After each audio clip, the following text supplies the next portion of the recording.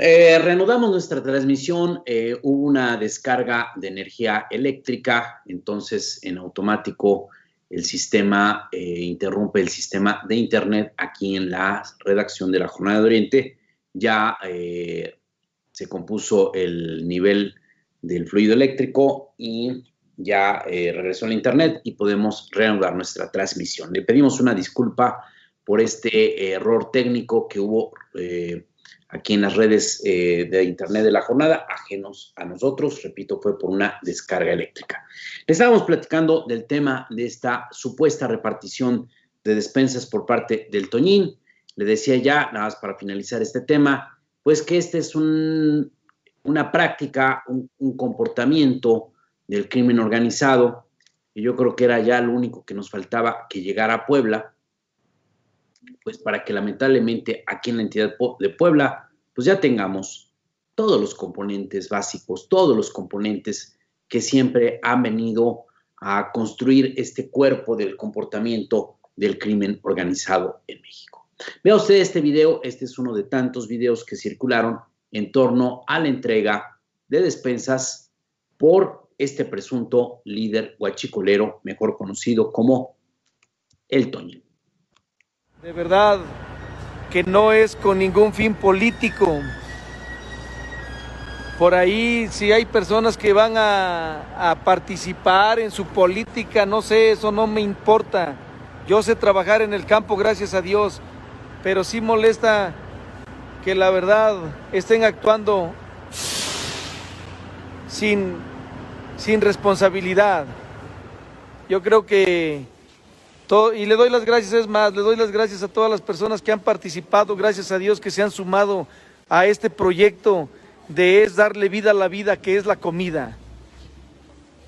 Vamos a seguir dando despensas de hortalizas hasta que nuestros agricultores y nuestros comerciantes de hortalizas digan, hasta ahí le paramos. Y ojalá y espero en Dios que sea pronto que termine esta contingencia, para que así mismo ya no se preocupen todos de que su política ni quien se las envidie, gracias a Dios, créanme, lo sé trabajar, yo no soy de las personas que esté yo atenido a comer de ahí, no, gracias a Dios no, aquí son hechos, no palabras, aquí estamos demostrando todos los agricultores que somos y aquí estamos demostrando todos los comerciantes de hortalizas, que aquí sí hay humanidad, aquí sí hay una nobleza, aquí sí hay una generosidad.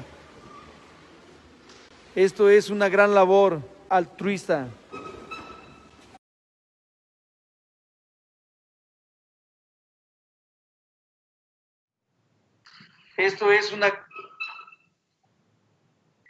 Bueno, aparentemente, lo que usted acaba de ver y oír, aparentemente es la voz precisamente de este hombre, Antonio Valente Martínez, mejor conocido como el Toñín, aparentemente, porque no hay ninguna evidencia de que él pudiera ser. Y ya escucharon usted que este hombre, pues, habla de que el reparto de despensas o este reparto de hortalizas se está haciendo solamente por, como él lo dice, por el amor a la vida o para darle vida a la vida a través de la alimentación. Usted pudo ver cómo es un sistema muy bien organizado, cómo hay cientos, miles tal vez de bolsas azules, transparentes, grandes, donde de acuerdo a la narración de la gente que recibió estas despensas, pues era un buen volumen de las hortalizas que hace unos momentos le mencioné, y cómo están en fila y cómo las organizaron y cómo hubo gente llenando y todo este sistema de distribución.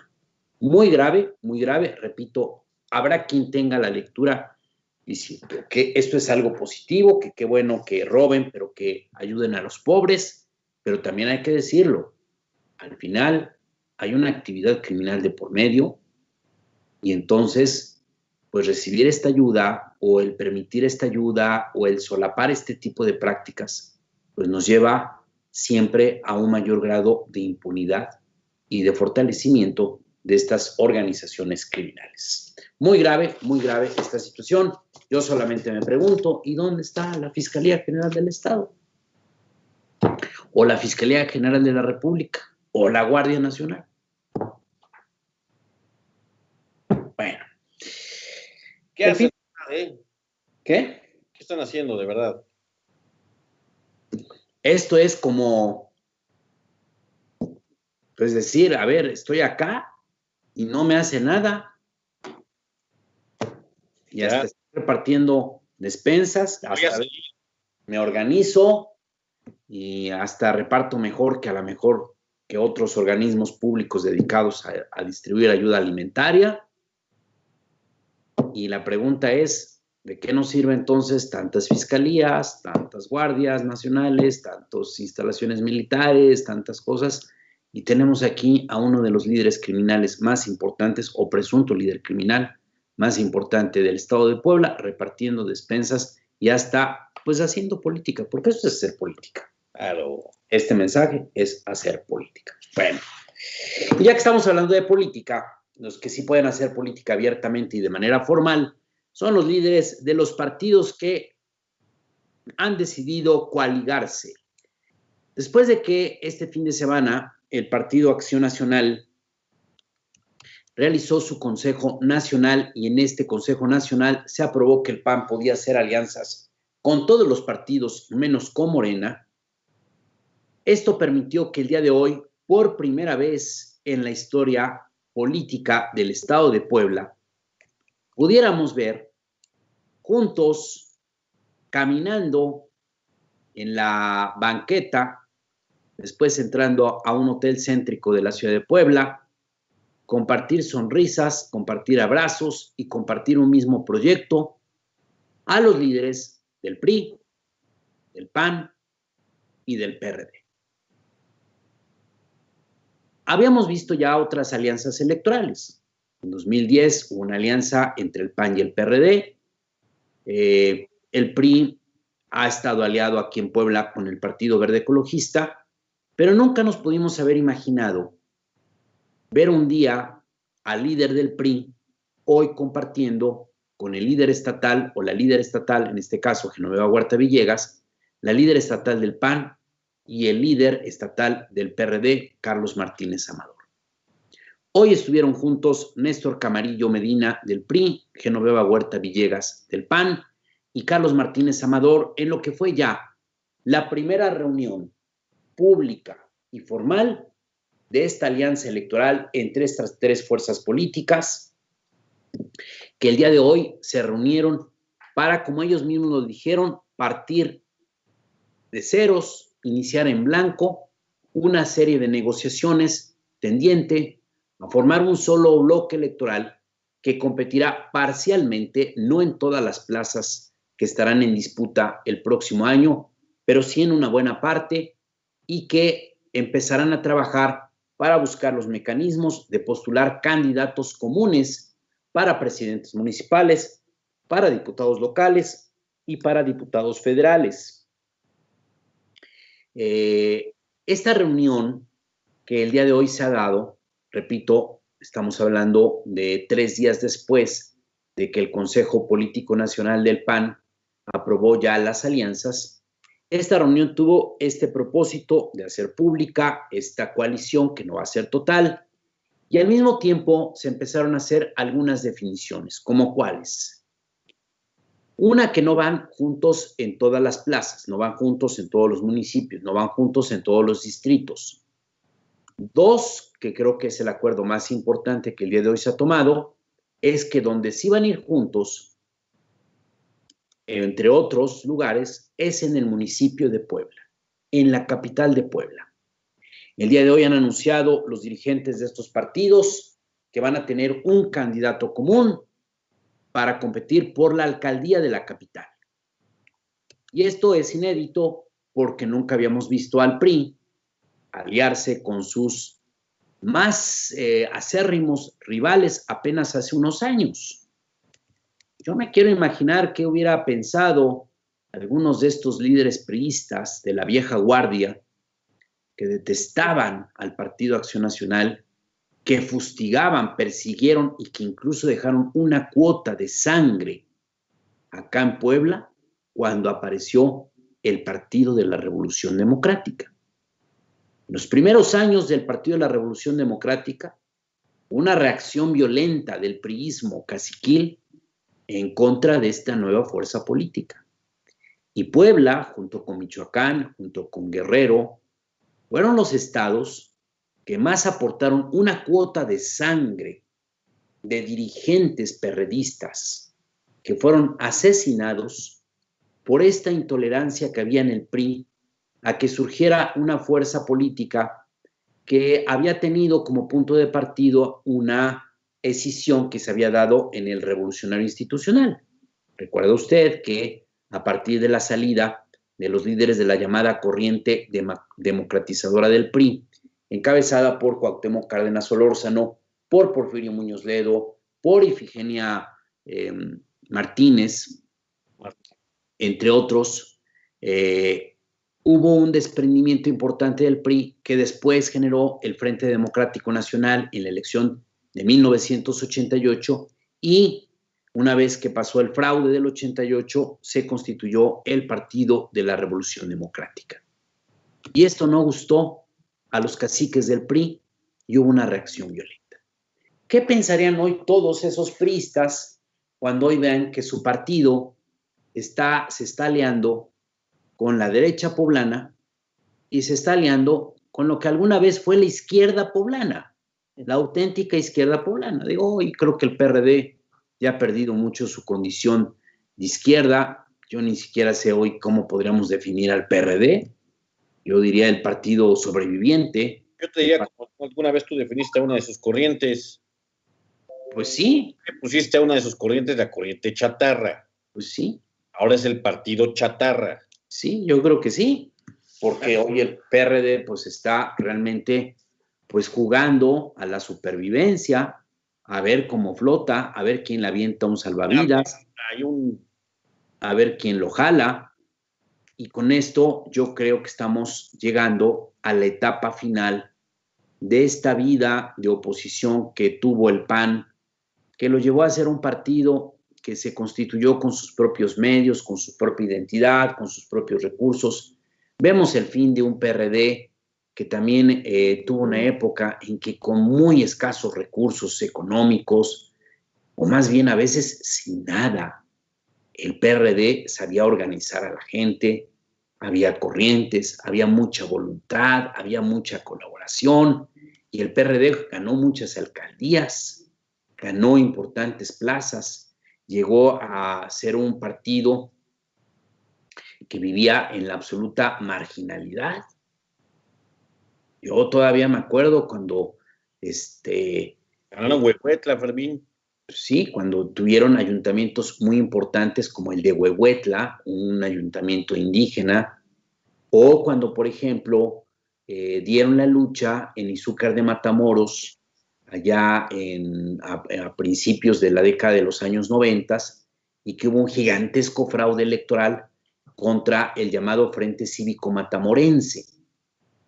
Y así podemos ir enumerando muchas luchas cívicas que hubo de estas fuerzas de oposición. Creo que hoy están llegando a su fin ese espíritu que había, y hoy estos partidos pues están perdiendo mucha su identidad. Oye, tú ves, por ejemplo, a una panista, con todos los prisas, una panista de cepa que hasta renunció al PAN y volvió después del morenovallismo. Bueno, aquí Aranda apoyando estas cosas. Sí, por ejemplo. Ella no lo va a hacer, que se enfrentó a Manuel Bartlett, ¿de qué manera? Cuando Bartlett era priista. Sí, claro. A ver, yo te voy a decir una cosa. Ana Teresa Aranda, en 2017, tuvo el acercamiento de muchos miembros de Morena, incluso de la dirigencia nacional de Morena, que le ofrecieron ser candidata a la presidencia municipal de Puebla.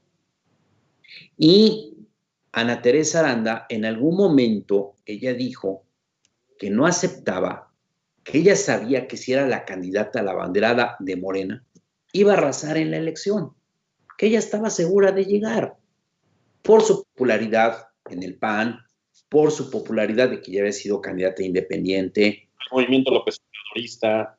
Claro, por ser anti-morenovallista. Pero una importante definición que hizo en su momento Ana Teresa Aranda, dijo: yo soy una mujer de derecha, soy una mujer con muchas convicciones y yo no me veo alzándole la mano a Andrés Manuel López Obrador.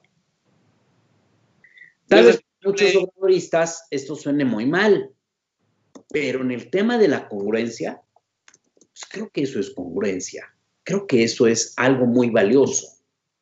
La señora siempre se ha definido de derecha, la señora Ana Teresa Aranda siempre ha sido una mujer que se ha mantenido en los principios ideológicos del PAN, de la socialdemocracia cristiana. Podemos estar o no de acuerdo con ella, pero hay que reconocerle que es una mujer congruente con sus ideas. Y ella, creo que en esa congruencia dijo: yo prefiero mantenerme con mis ideas que estar buscando un cargo, y para lograr ese cargo no importa que tenga que levantarle la mano a alguien que he cuestionado a lo largo de estos últimos años. Porque le voy a decir una cosa muy importante. Mire, en el PRI que actualmente hay en Puebla, es un PRI que está formado por retazos de diferentes corrientes que han venido controlando al partido y que pues no han podido mantener, digamos, todo el control, pero se han quedado con una parte del partido.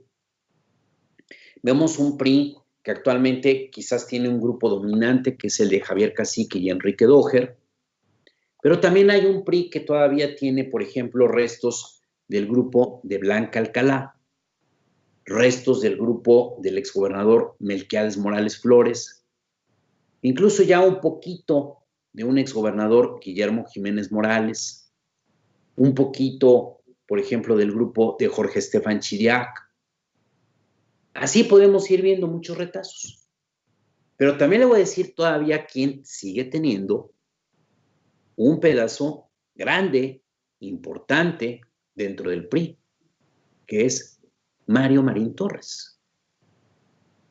Entonces, qué contradicción que en el año 2006 el PAN, a través de sus líderes más importantes como Felipe Calderón, Francisco Fraile García, la propia Ana Teresa Aranda, Juan Carlos Espina, el propio Eduardo Rivera, Humberto Aguilar Coronado, hicieron todo un movimiento para sacar a Mario Marín del poder y para decir que no era solamente un asunto de una disputa política, sino era porque Marín había llevado a la peor condición del gobierno por haberse visto involucrado en el escándalo del famoso Lidiagate, por el escándalo de proteger a personajes acusados de pederastas, por el escándalo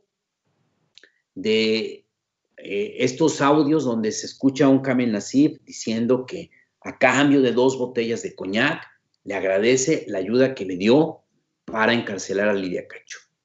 Y ahora los panistas están haciendo una alianza con ese PRI donde sigue activo el grupo de Mario Marín. Y si pensamos con un poquito de futurismo político, ya vimos que Marín hace unas par de semanas ya había logrado que le quitaran la orden de aprehensión. ¿Qué pasaría si ahorita se cae otra vez la orden de aprehensión? Marín ya no tendría ningún impedimento de regresar a la política activa. Él no regresaba antes porque Moreno Valle no se lo dejaba. Ya se murió Moreno Valle. Si al rato logra Marín librar el tema de la orden de aprehensión por el caso de Lidia Cacho, podemos tener a un Mario Marín de regreso. Y aunque no regrese Mario Marín, Néstor Camarillo, el dirigente estatal del PRI, inició su carrera en el marinismo. Y uno de los aspirantes del PRI a candidato a presidente municipal es Valentín Meneses, marinista. Así es. El candidato del PRI en la elección de 2019, Alberto Jiménez Merino, fue marinista. Isabel Merlo Talavera, la secretaria general del PRI, marinista. Blanca Alcalá Ruiz llegó a la presidencia municipal gracias a la tutela de Mario Marín.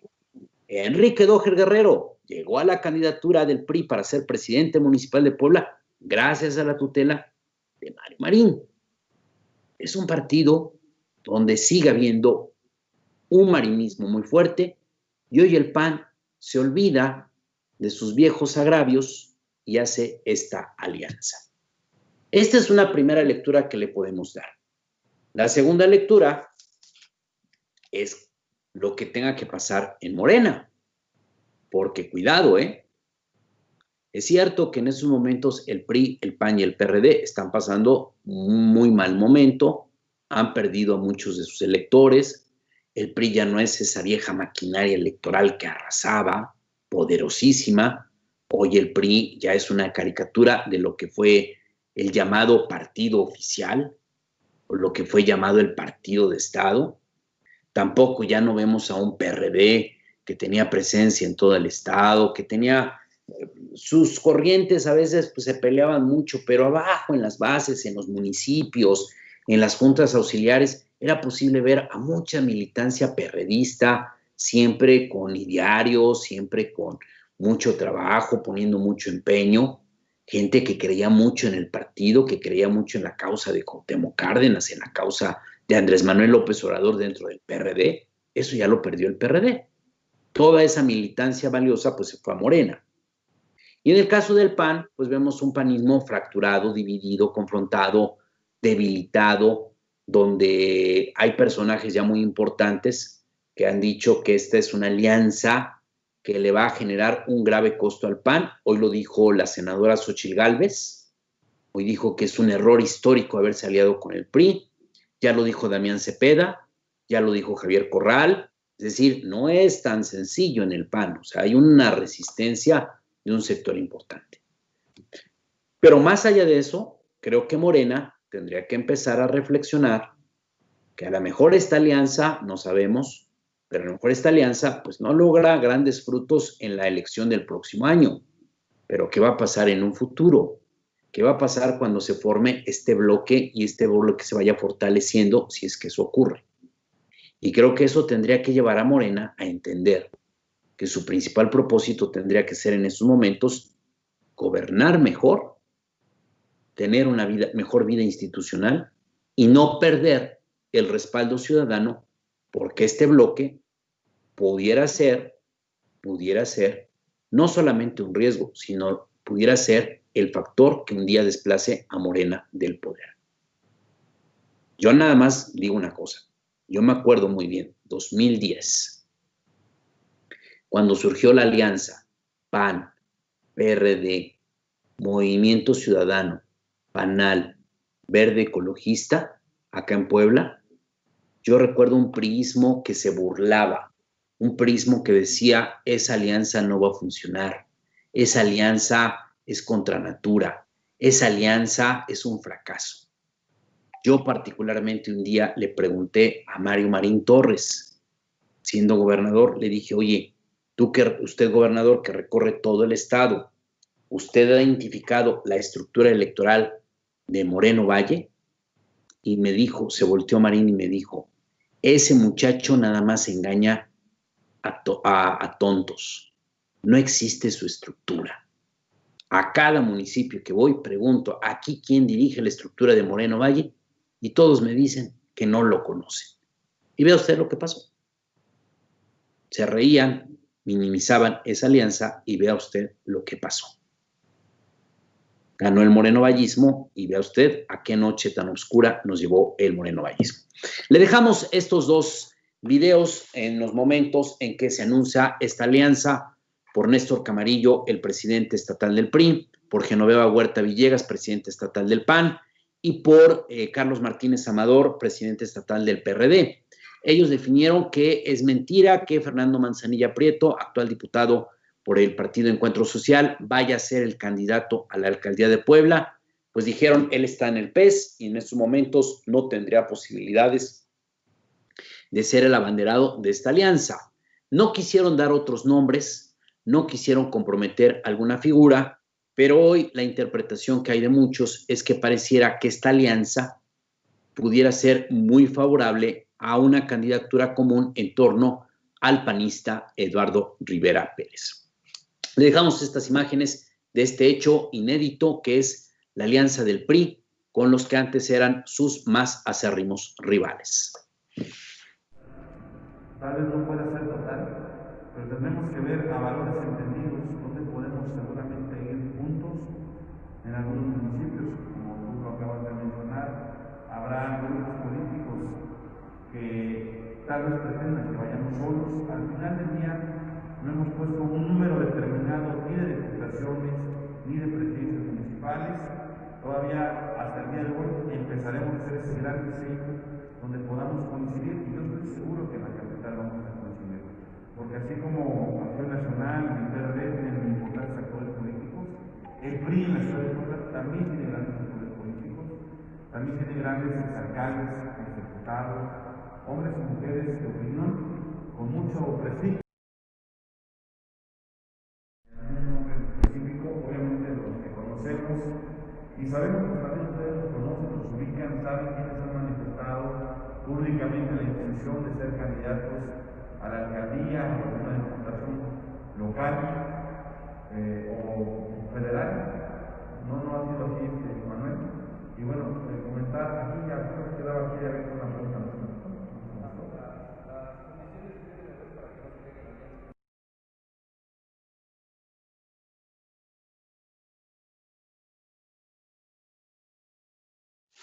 Nos dice, compa Jennifer López, dice, Doher llegó a candidato gracias a Melquiades y Alcalá tampoco fue propuesta de Mario Marín. Eso es cierto. O sea, Enrique Doher fue postulado todavía, digamos, por una intervención de Melquiades Morales Flores, pero al final de cuentas, si Marín no hubiera querido, pues Doher no hubiera sido candidato.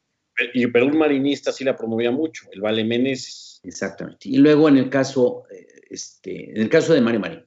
Y luego en el caso de Blanca Alcalá, efectivamente, en un principio Marín no la quería de candidata, sin embargo después Marín es el que le da el impulso a Blanca Alcalá.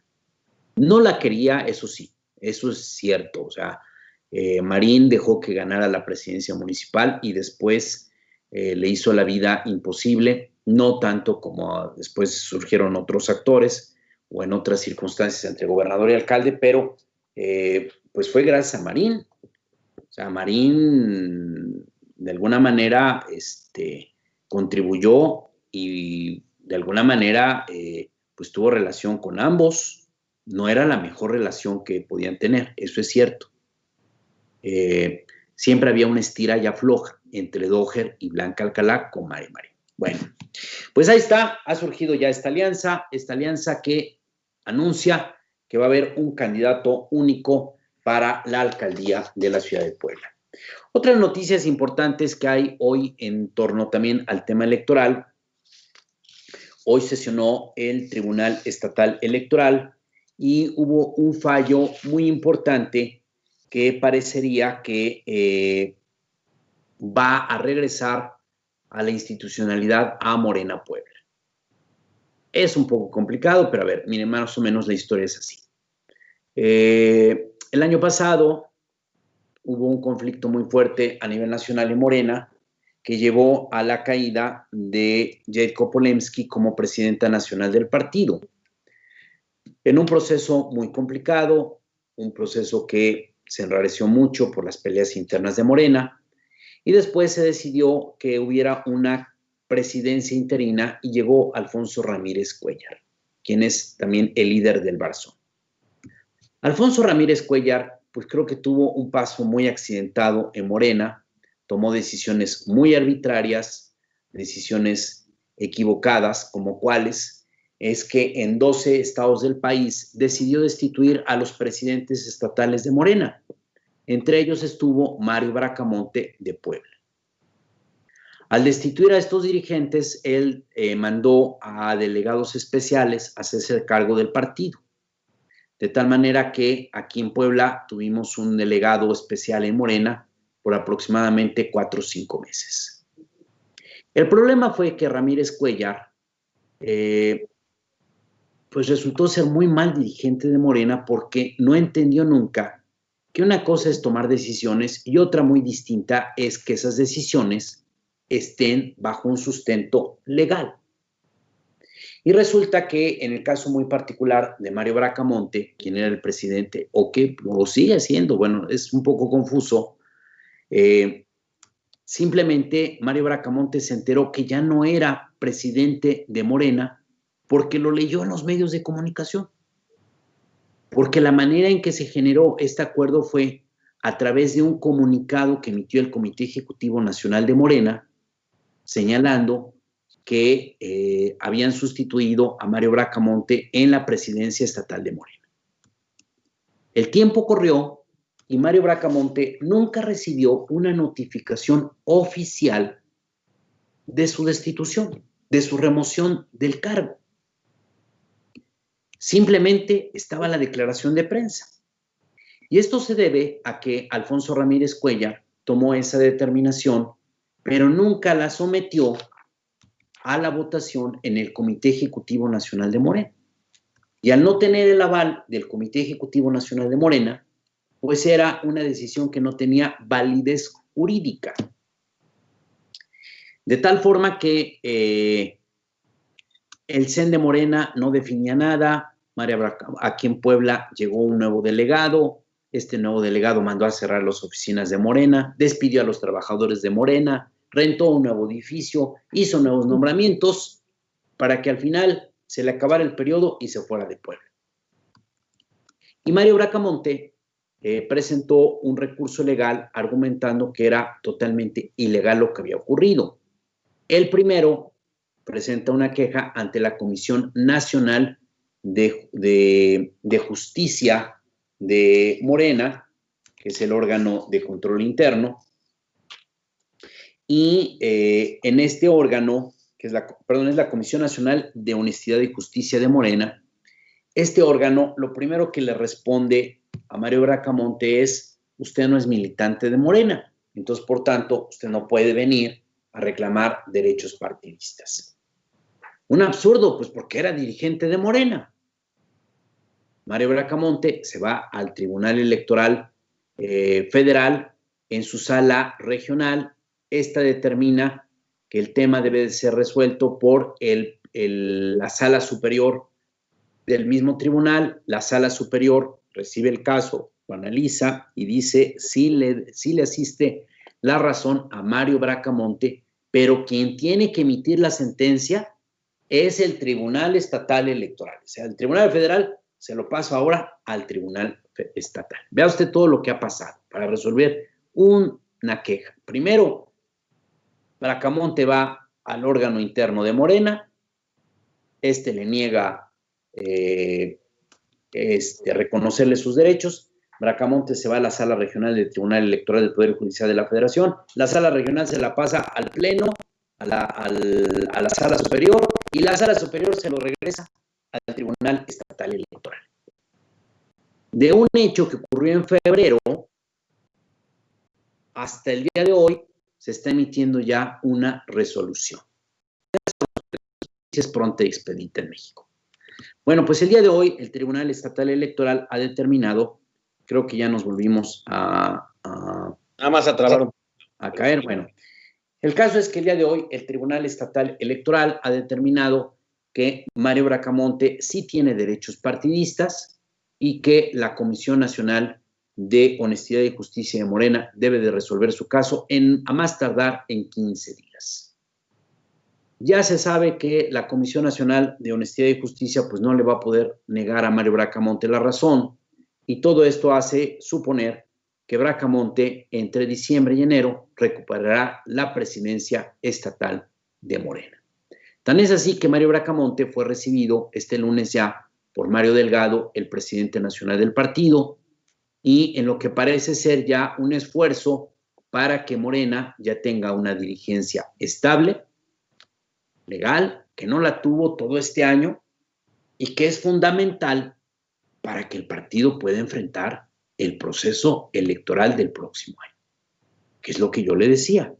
Morena tiene que ponerse las baterías, porque Por un lado, vemos que el PRD, el PAN y el PRI ya hicieron su alianza, ya están dialogando sobre las candidaturas, sobre sus estrategias de campaña, y por el lado de Morena ni siquiera hay dirigencia del partido.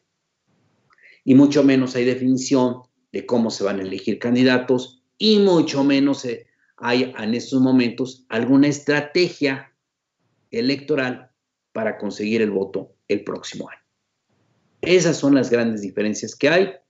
El problema que existe es que Morena siguen esperanzados a que la popularidad del presidente López Obrador va a ser la salvación. Ese es el esquema que hay. Todo hace suponer que Morena regresará ya a la vida institucional si es que se determina que Bracamonte siga en la presidencia del partido, y si no, pues será una situación muy conflictiva, porque entonces la gran pregunta entonces, ¿cómo Morena en un corto tiempo va a elegir a un nuevo presidente que además tenga la empatía, tenga el liderazgo, tenga el reconocimiento de las múltiples corrientes que tiene esta fuerza política? Bueno, pues esto es lo que le podemos comentar respecto al tema electoral. Vamos a cambiar de tema y le comento lo que hoy ha ocurrido por la mañana. Hoy por la mañana, de manera muy sorpresiva, el presidente de la República, Andrés Manuel López Obrador, en la mañanera, que es la rueda de prensa que ofrece todos los días, logró reunir en esta conferencia al presidente del Consejo Coordinador Empresarial, Carlos Salazar, a un representante del sector obrero México, que es, en este caso estuvo Luis del Olmo, quien es actualmente el líder nacional de la CTM, Carlos del Olmo. Y estuvo la secretaria del Trabajo, María Luisa Alcalde. Alcalde. Los tres estuvieron ahí y se dio a conocer un importante acuerdo que en torno a un tema que ha sido muy polémico en las últimas semanas. Usted sabe que en México, desde hace aproximadamente 10 años, empezó a haber un nuevo sistema de contratación laboral que se llama outsourcing. Digo, ya existía el outsourcing desde hace mucho tiempo atrás, pero en la última década se abusó mucho del outsourcing. ¿Qué significa el outsourcing? El outsourcing es una empresa que ofrece trabajadores a un centro laboral. Puede ser a una oficina pública, a una empresa privada, a un comercio, a lo que sea. Y el outsourcing lo que hace es que contrata a personas de manera temporal, sin goce de ningún beneficio laboral, sin que tengan derechos, y literalmente es sin nada. Y esto es un esquema que favorece mucho a las empresas porque les significa a las empresas o incluso a los gobiernos tener trabajadores a los que únicamente pues, hay que pagarles el salario y no hay ninguna otra responsabilidad. No hay que darles seguro social, no hay que darles Infonavit, no hay antigüedad, no hay contrato, los contratos son temporales. Y entonces, si yo tengo un trabajador, si yo soy un empresario y tengo contratado a alguien por medio de outsourcing y el trabajador X ya no me gusta cómo labora, pues yo le hablo a la empresa y me lo sustituye.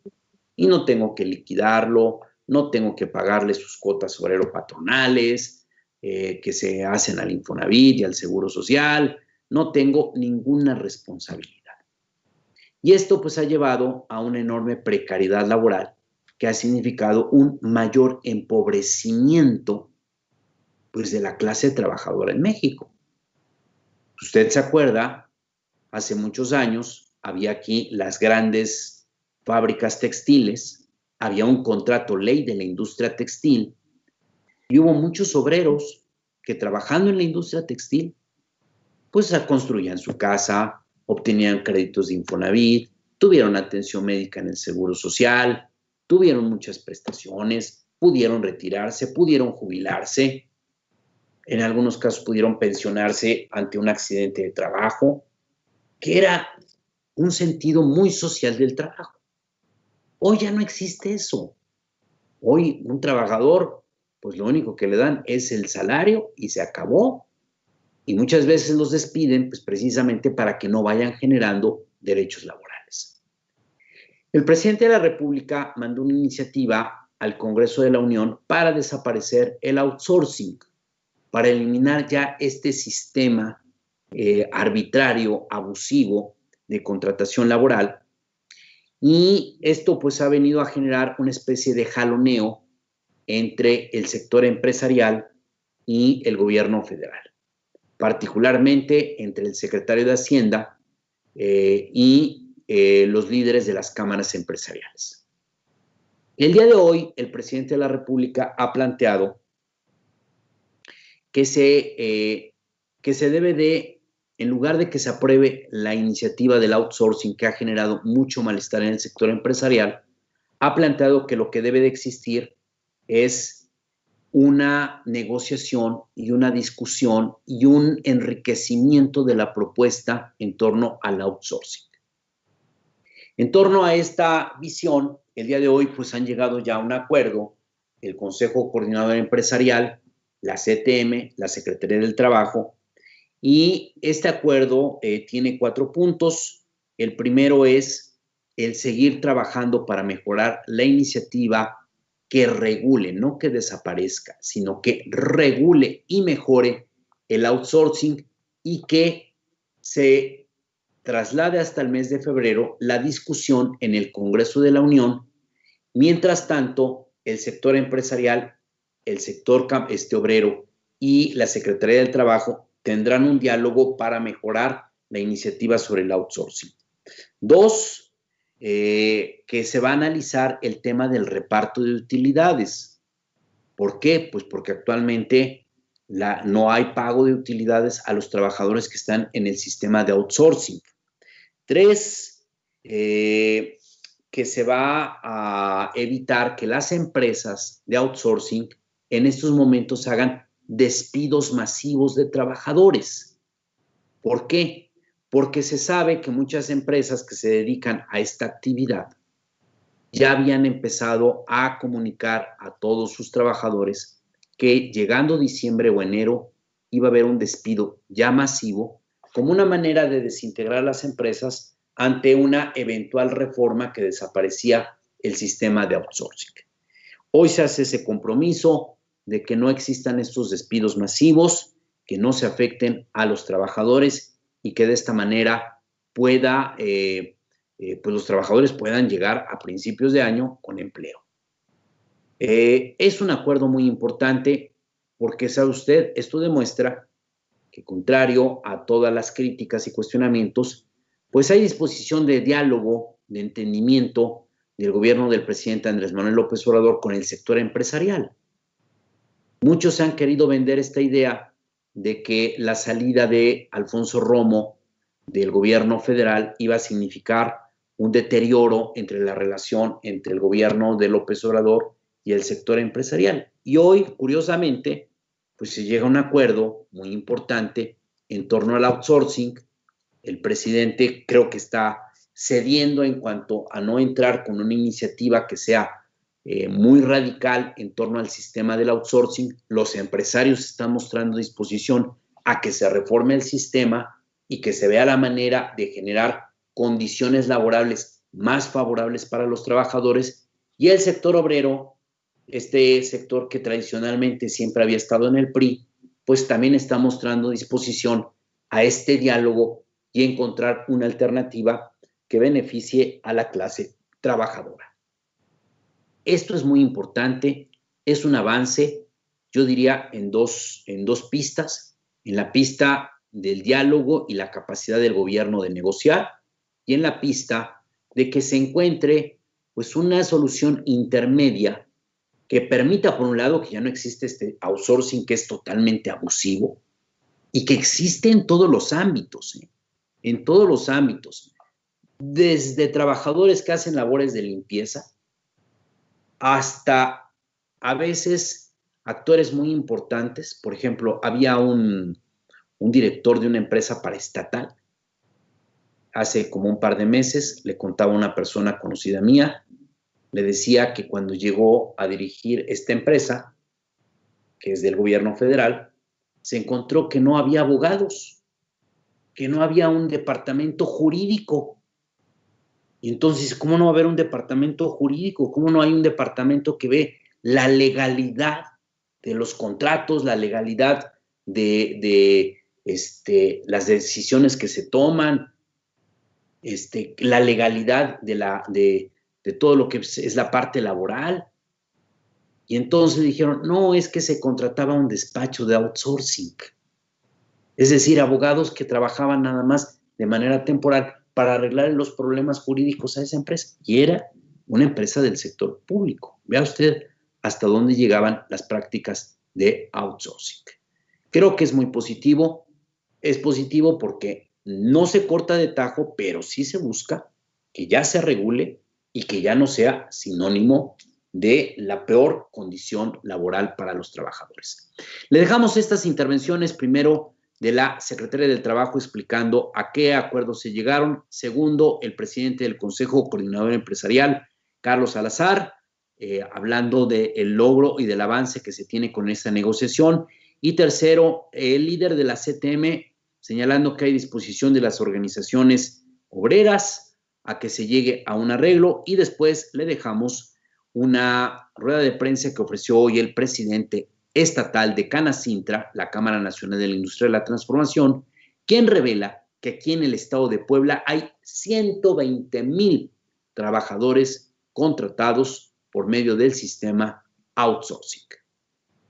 Voy a permitirme leer los acuerdos que hoy firmaremos entre el sector empresarial, el sector de los trabajadores y el Gobierno de México respecto a la subcontratación. Se integra de 4 puntos. Primero, las partes están de acuerdo y se comprometen a resolver el problema del abuso de la subcontratación de personal. Las empresas del país iniciarán de inmediato el proceso para regularizar sus plantillas en el marco de la iniciativa de ley presentada por el Ejecutivo Federal. Número 2. El esquema de reparto de utilidades en el marco de lo planteado por la iniciativa del Ejecutivo, en la que no se podrá subcontratar personal, no ha quedado suficientemente definido ni socialmente debatido. En consecuencia, se necesita tiempo suficiente para una discusión abierta entre los sectores para definir un sistema de reparto de utilidades justo, equitativo y que evite la discrecionalidad en su pago. Se iniciará dicho proceso de consulta para ser resuelto previo a la discusión de la iniciativa. Número 3.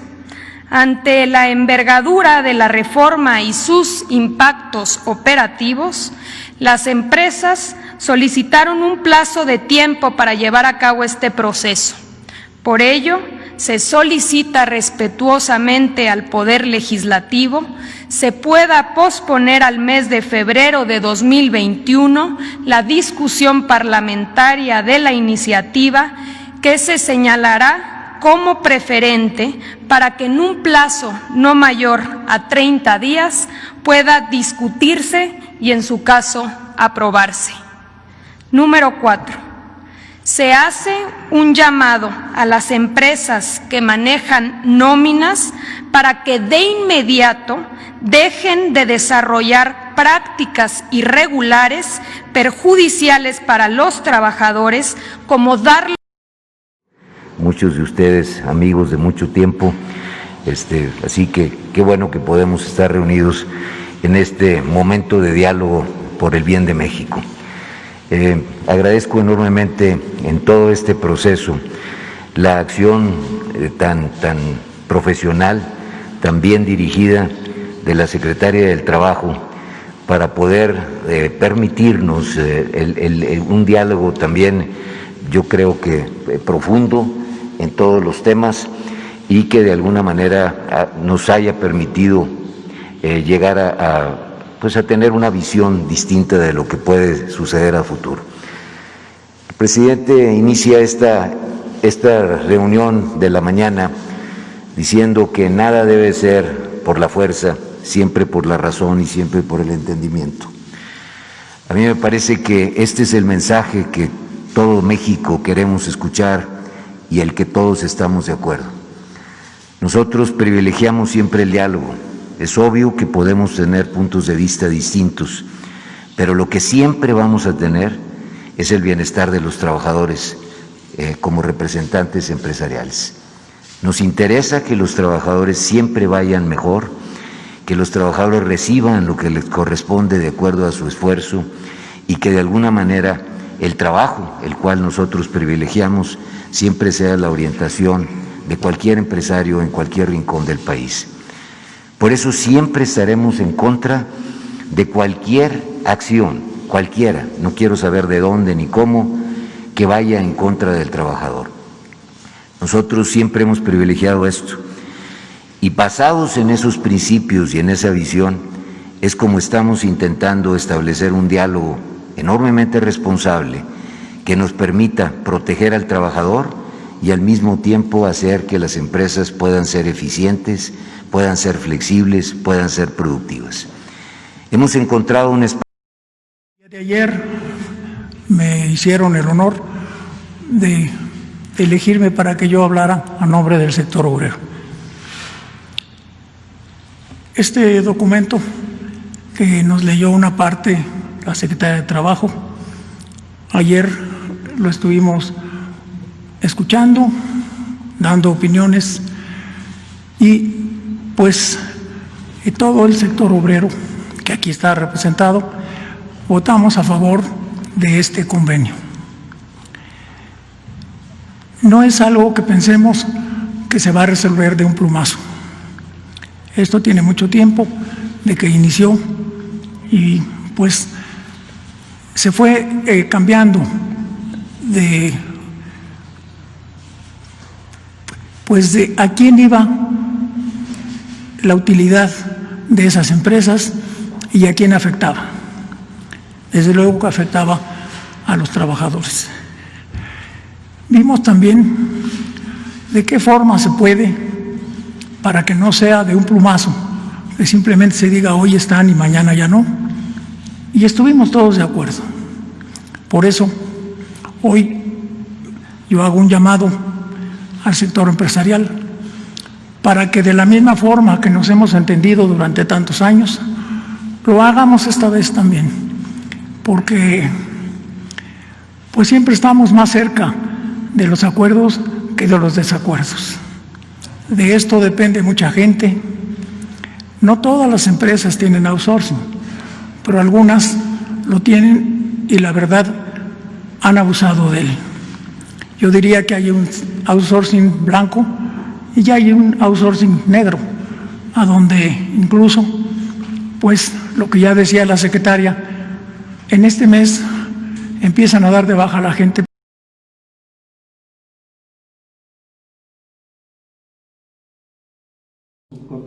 De la subcontratación que atenta contra la creación y preservación de empleos formales que dan sustento a familias mexicanas.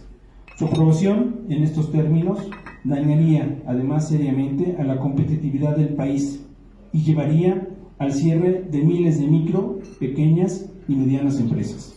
Ante ello, hemos decidido no suscribir el acuerdo propuesto por el Gobierno federal en referencia a esta iniciativa, dado que preserva la idea de prohibir de manera sustancial la actividad de la subcontratación, dejándola relegada solo a la subcontratación especializada.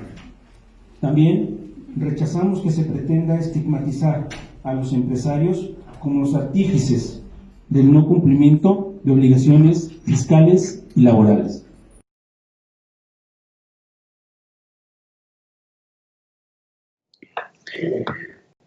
Pues el tema del outsourcing se pasa al mes de febrero. Hay este acuerdo que permitirá que exista una especie de tregua entre el sector empresarial, el gobierno federal, se mejore la iniciativa del outsourcing, y esto demuestra que sí hay capacidad de diálogo de una y de otro lado. Obviamente hay a los que no les gusta. La Coparmex hoy salió a fustigar este acuerdo, incluso dijo que ellos no avalaban al Consejo Coordinador Empresarial, porque sabemos que la Coparmex y otros organismos como el Consejo Mexicano de Hombres de Negocio, pues ellos están haciendo política.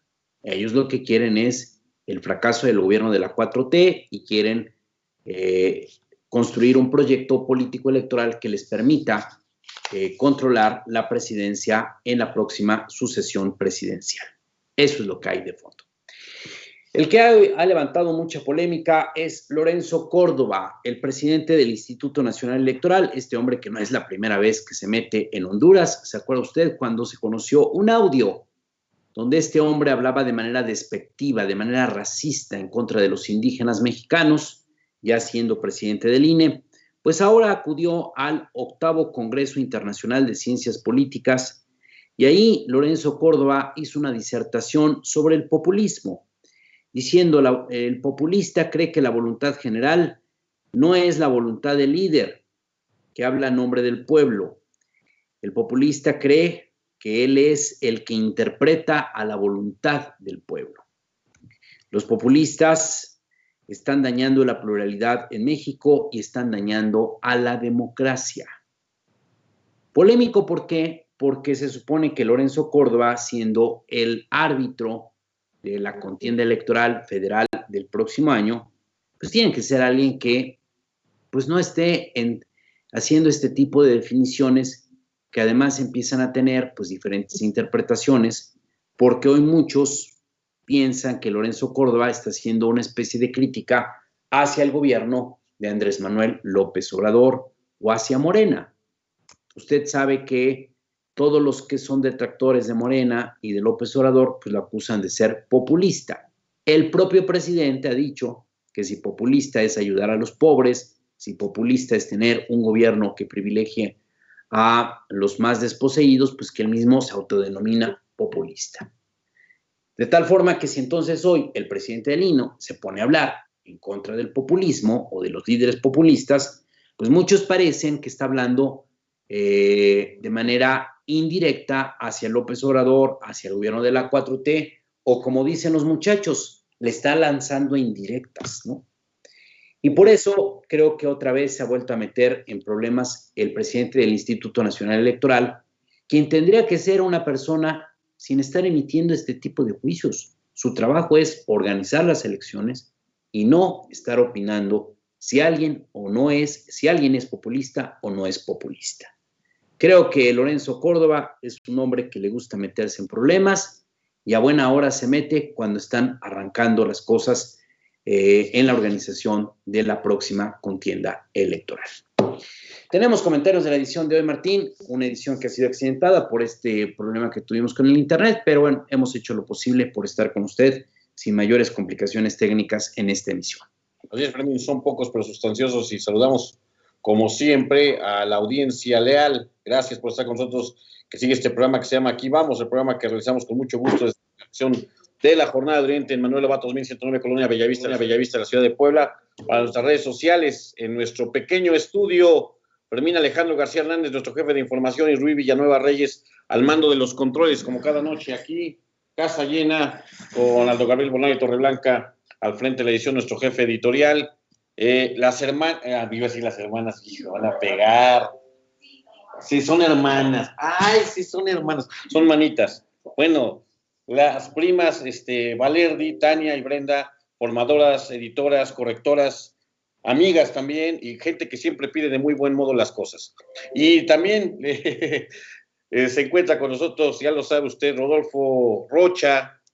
Él es diseñador, es guarura, es monitor, la única persona que ha visto toda la programación de la Jornada de Oriente, que está en redes sociales, modelo de Spencer Tunick, el fan más virulento de Madonna, una enciclopedia de todo lo que usted quiera saber sobre espectáculos, el mundo del espectáculo, lo documenta inmediatamente y lo encuentra. Es además paladín paladín de todos los contribuyentes del SAT, pues en 5 ocasiones, en 5 años, un lustro que se ha medido con el sistema de administración tributaria, ha logrado que le devuelvan dinero. Pero ante todo, es sobre todo amigo, un amigo que extiende la mano y espera recibir esta Navidad un presente que compartir con esta redacción y no quedarse esperando como sucedió en la temporada de muertos. Bueno, si hacemos este esfuerzo informativo, como ya lo saben,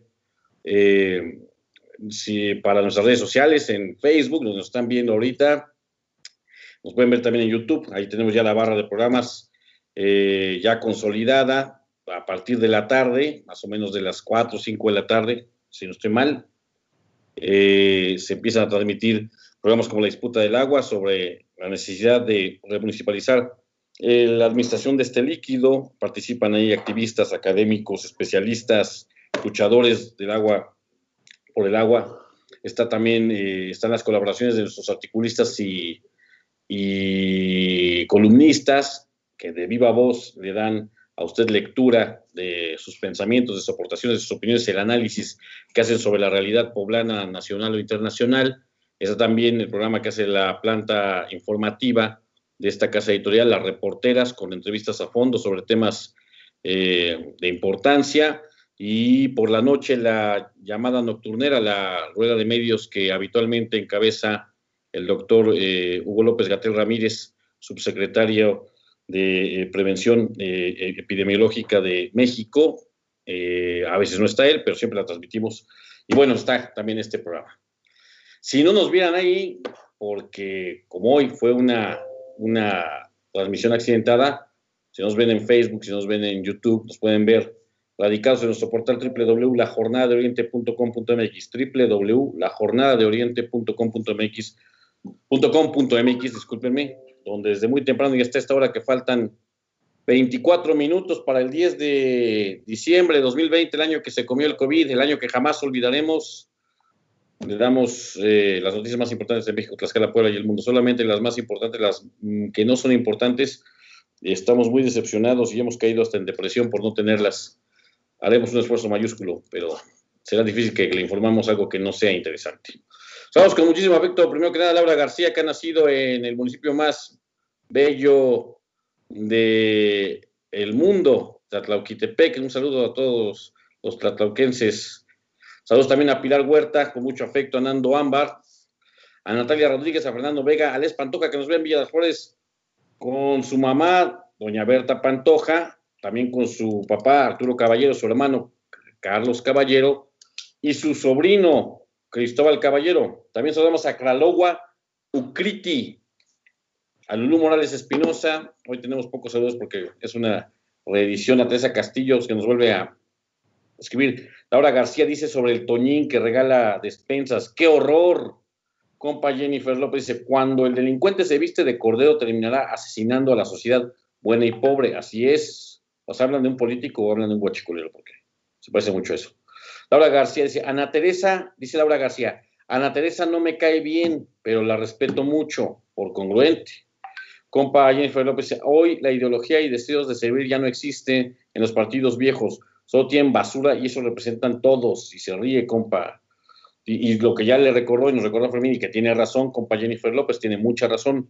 Doher llegó a candidato gracias a Melquiades Morales Flores, y la Alcalá, es decir, Blanca Alcalá, tampoco fue puesta de Marín Tors. No fue también de Melquiades, pero recuerden que el Valentín Meneses también la impulsó. Jorge Vargas dice, es contradictorio que alguien que no es afiliado del Partido Morena sea dirigente de ese partido a nivel estatal. Órale. Vamos a investigar eso, no sabíamos. Y son todos los anuncios hasta ahora, Fermín. Crea los avisos, crea las lecturas, que sea. SOS. Ya estoy aquí. Pues ya nos vamos. Muchas gracias por su atención. Pásela bien. Disfrute usted los últimos 20 minutos de esta noche de miércoles. Cuídese usted mucho del frío. El meteorológico dice que va a aumentar el frío. Y sobre todo hay que seguirnos cuidando. Hoy hay una advertencia muy importante que hacen autoridades sanitarias señalando que el segundo lugar de mayor propagación del COVID es la casa, la vivienda, el hogar.